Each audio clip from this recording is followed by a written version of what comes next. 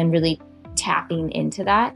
And I just saw all my ancestors just surround me. It was quite beautiful. And they're like, "We've got you, Lexi. You're here to do motherhood differently than than your ancestors, than us."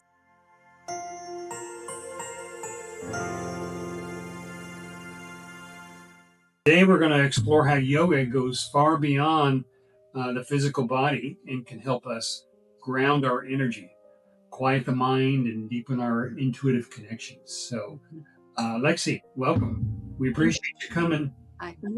Yeah, thank you for having me on here. This is going to be super awesome. I can Yeah. already.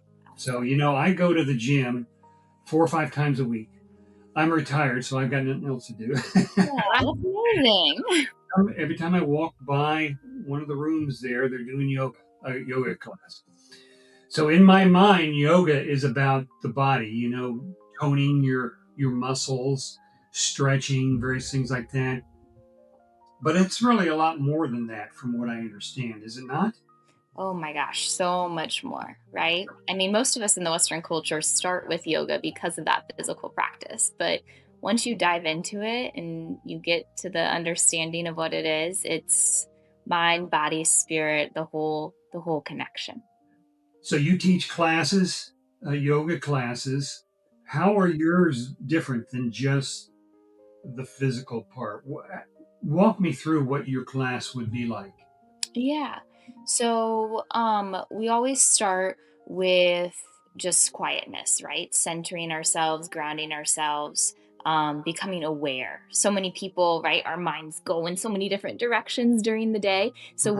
we're starting off by grounding and bringing back to the space. So focusing on our breath, on the sounds, the environment, what it feels like, all of that. And then we start to cultivate that breathing. There's so much research that even shows that just simply breathing calms our nervous system and allows us to really tap into our bodies and what our bodies have, right? That's when we can regulate our nervous system. We're able to have that opportunity to see what's happening. And so then once we calm that nervous system, then we add in that movement, because that movement, that fluidity, we're getting out of the mind. We're just moving with the breath and the body and creating a unison. Um, and because yoga literally means union. And so we're creating that union through these postures. And then once we've done those postures, then we settle down and we lay in shavasana and then meditation. And that's where the magic happens, right? People want to quickly go through shavasana and that last meditation, but that's when we hit that conscious state of total awareness, and our body and spirits and all of that have so many messages during that point. Okay. Okay. So, Sherry, do you have something? Well, I was just going to say, does that open up does chakras and all of any chakra that's blocked? Does it take a certain uh, pose or something to open up the third eye, let's say, or a certain one to open up the heart, or is Yeah. it a combination of all of it? No, that's beautiful, Sherry. So, yeah, so what yoga does is it helps us realign the chakra system, and different poses align with different chakras, right? Root chakra can be a lot of seated meditation. Our root is literally grounded into the earth. We feel that grounding, right? Root chakra is safety, and feeling that groundedness is safety. Opening our heart chakra, back bends, throat chakra, communication, back bends, opening up, breathing. If we need to communicate, if we need to communicate less, closing off, forward folds, calming it down. um, and with that we balance out those chakras and create energy that can flow now both ways, up and down, through the different chakras. And that's what the postures do. They allow the energy of it to move, right? Our whole world is moving, the tiny atoms everywhere, so movement's going to create that space that we need to feel that alignment. Yeah. That's amazing. Before we did this, Bobby had no idea that yoga You could be really? spiritual and connect you. He just thought it was like an exercise. No, Sure. I mean, that's all I've really been exposed to. for at the sure. but do you do those classes in a gym, or you have a studio So I for it? teach at two yoga studios. One's called the Yoga Studio, and the other is opening soon called the Village. But I also have my own practice as well that I do with individuals in homes or virtually. Um, but it's in a studio. It's not necessarily in a gym, um, because I think that also offers in your home, in a gym. Um, or let me in a studio in your home, it offers a little bit more safety net than in a gym. It's loud and lights and all of that, so it's more of a physical practice, which isn't bad. You can still get there and still get the motions and learning. You got to start somewhere, but eventually you want right. You're not like you want to get to that state where you have an environment that supports uh, that ability to tap inside. Yeah. So um, I know once you get into a meditative state, you're kind of in this realm here that taps into psychic abilities. Yeah. Uh,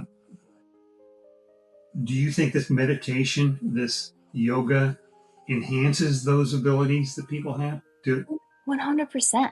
And you know what? There's science that even backs that too, right? Because yoga, again, is calming that nervous system. And when we can calm our minds and let go of that monkey mind, that's when we hear all those messages, right? That's when we hear our guides and higher levels speaking to us of what it is that they want of us, of others, of insights, and all of that. It's when we let go of that fear, that control, and open up to receive. And right. And yoga creates, like we talked about, opening the chakras, the energy, we're opening up to receive. And that's what it allows us to do. Okay. Have Yeah. you had certain like visions, Yes. spiritual visions? Really? Yes. Yes, most definitely. Do you want me to share some? Oh, Yeah. yeah. Yeah. Dude, we love hearing stuff like this. um, I think the most prominent one that again is coming up right now, and I think I've shared it with you, Sherry, before, but it was I was doing a yoga flow in Mexico. I was pregnant with my daughter at the time, Oh, wow. and we were doing a yoga flow, and I remember just being in shavasana, and it was a very quite a long shavasana, um, which is very helpful to get those visions and those insights, and really tapping into that. And I just saw all my ancestors just surround me. It was quite beautiful. And they're like, "We've got you, Lexi. You're here to do motherhood differently than than your ancestors, than us." Oh, And wow. my mother and grandmother, who are both alive, their spirits were there as well, which is really, really cool because I've never experienced alive spirits come to me before. Um, and they were here supporting me, carrying me, hugging me, surrounding me, giving me the confidence that will know what to do in the right steps. And so then I had that. And then as the retreat went on and we were doing more yoga, my mother and grandmother would come back and sit there and be with me in that meditative state just to reassure me, just be like, it's okay. They'd even put their hand on my belly, on my baby, and it was just a very touching, beautiful, beautiful experience that I was able to receive.